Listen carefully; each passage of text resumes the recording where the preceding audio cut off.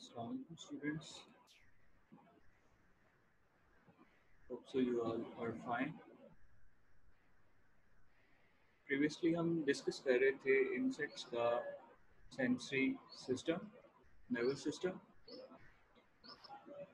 Next हमने जो discuss करना है, नेक्स्ट टॉपिक जो है हमारा that is chemical regulation. Chemical regulation में कौन सा सिस्टम जो है वो इन्वॉल्व है? Endocrine system. एंडोक्राइन सिस्टम से आप अच्छी तरह जो है वो अवेयर हैं कि एंडोक्राइन सिस्टम क्या होता है. एंडोक्राइन सिस्टम में बेसिकली क्या होता है कि हमारे पास ग्लैंड्स और जो है ऑर्गन्स इन्वॉल्व हैं जो कि हार्मोन्स जो हैं उनको रिलीज करते हैं directly into the blood stream, और ब्लड जो है उनको लेके जाता है नेक्स्ट डिफरेंट टारगेट प्लेसेस के ऊपर जहाँ पे जाके वो अपना इफेक्ट शो करते हैं. और ये एंडोक्राइन सिस्टम जो है ये इंसेक्ट्स के अंदर डिफरेंट फिजियोलॉजिकल फंक्शंस जो हैं उनको कंट्रोल कर रहा होता है, like cuticular sclerotization, osmoregulation, egg maturation, cellular metabolism, gut peristalsis and heart rate. ठीक है बेटा.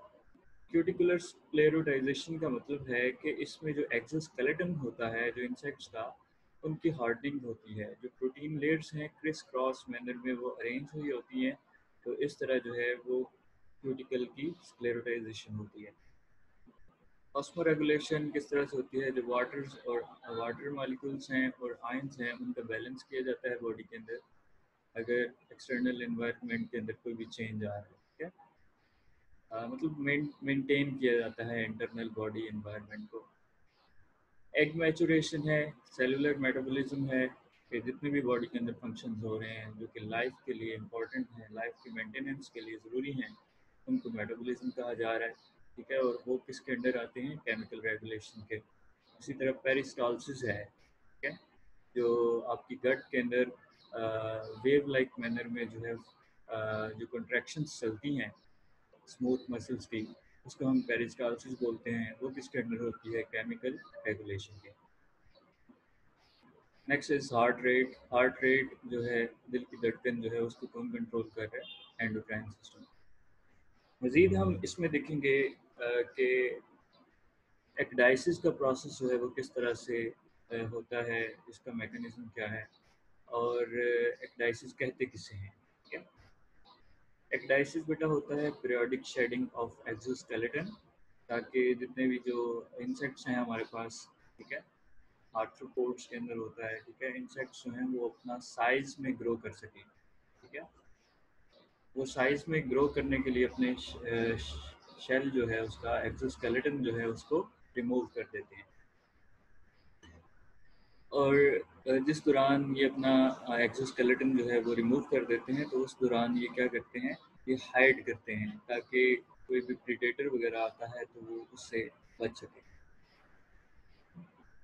ये हो गया आप लोग का एक्डाइसिस. और ये एक्डाइसिस जो है ये किसके अंडर होता है? ये न्यूरो एंडोक्राइन सिस्टम के कंट्रोल में होता है. ठीक है. न्यूरो एंडोक्राइन सिस्टम क्या है? जिसमें नर्वस सिस्टम और एंडोक्राइन सिस्टम दोनों जो हैं वो इकट्ठे वर्क कर रहे होते हैं एक साथ. ठीक है. तो इसमें ये न्यूरो एंडोक्राइन सिस्टम जो है वो इन्वॉल्व होगा. The sub oesophageal ganglion and two endocrine glands control these activities. तो इसमें हमारे पास हमने देखा था ना, इसमें सब एसोफेजियल गैंग्लियन होती हैं और सुप्रा एसोफेजियल गैंग्लियन होते हैं, जैसे जैसे ये इसका स्ट्रक्चर पढ़ा था हमने. ठीक है. तो सब एसोफेजियल गैंग्लियन जो हैं वो नर्वस सिस्टम का पार्ट हैं, और एंडोक्राइन ग्लैंड्स इनमें कार्पोरा लेटा आ जाता है और प्रोथोरेसिक ग्लैंड्स आ जाते हैं. ठीक है. ये जो कार्पोरा लेटा है और प्रोथोरेसिक ग्लैंड्स हैं ये किसका पार्ट है? एंडोक्राइन सिस्टम का. ठीक है. नेक्स्ट हम देखते हैं हमारे पास जो एक्सोस्केलेटन है उसका स्ट्रक्चर कैसा है. इसमें सबसे ऊपर वाली जो लेयर है उसको एपिक्यूटिकल का नाम दिया जा रहा है, और उसके नीचे जो है वो प्रोक्यूटिकल है, जिसके मजीद जो है वो पोर्शंस हैं. ठीक है. एक्सोक्यूटिकल एंड एंडोक्यूटिकल. अब ये हो गया हमारे पास एक्सोस्केलेटन. एक्सोस्केलेटन के नीचे है एपिडर्मिस. ठीक है. एपिडर्मिस से भी अगर नीचे देखें तो बेसमेंट मेम्ब्रेन है, ये मेम्ब्रेन जो है इसको इंटरनल ऑर्गन्स से, जो एपिडर्मिस है, जो ऊपर वाली लेयर है बॉडी की, AP mean upper and dermis layer, ठीक है। एपिडर्मिस को इंटरनल ऑर्गन्स से जो मेम्ब्रेन जो है वो अलग कर रही है, उसको बोल रहे हैं बेसमेंट मेम्ब्रेन। तो नेक्स्ट हम देखेंगे कि इसमें किस तरह से जो है हार्मोन्स प्रोडक्शन होती है, किस तरह से जो है न्यूरो एंडोक्राइन सिस्टम जो है वो वर्क करता है फॉर द एक्डाइसिस प्रोसेस, ठीक है। इसमें हमने देखना है कि सबसे पहले जो है सब एसोफेजियल गैंग्लियन हैं, जो कि एक हार्मोन जो है वो रिलीज करवा रहे हैं, क्योंकि इसके अंदर न्यूरो सिक्रेटरी सेल्स होते हैं जो कि सिक्रीट कर रहे होते हैं हार्मोन्स को। तो जो सबसे पहला हार्मोन है हमारे पास, दैट इज एक्डाइसियोट्रोपिन हार्मोन। ये हार्मोन नेक्स्ट जो है ट्रैवल करेगा जो है कार्पोरा कार्डियका के पास। कार्पोरा कार्डियका जो है ये मजीद एक हार्मोन जो है वो रिलीज करेगा, थोरैकोट्रोपिक हार्मोन, ठीक है। ये थोरैकोट्रोपिक हार्मोन मजीद जो है वो जाएगा प्रोथोरेसिक ग्लैंड के पास।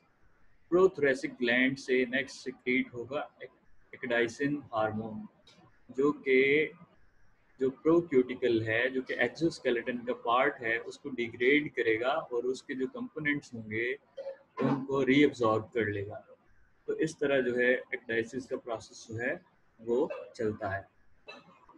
अब नेक्स्ट मजीद जैसे ही ये साइज में ग्रो कर जाएंगे तो दोबारा से जो है एक्सोस्केलेटन जो है वो बनना शुरू हो जाएगा। उसमें क्या होगा कि जो मटेरियल्स जो हैं प्रोक्यूटिकल के रीअब्सॉर्ब हुए थे उनकी रिसाइकलिंग हो जाएगी। फिर उसके बाद जो है हमारे पास पिगमेंट डेपोजिशन होगी, उसमें पिगमेंट्स जो हैं जो कि इसकी बॉडी को कलर वगैरह देते हैं, ठीक है।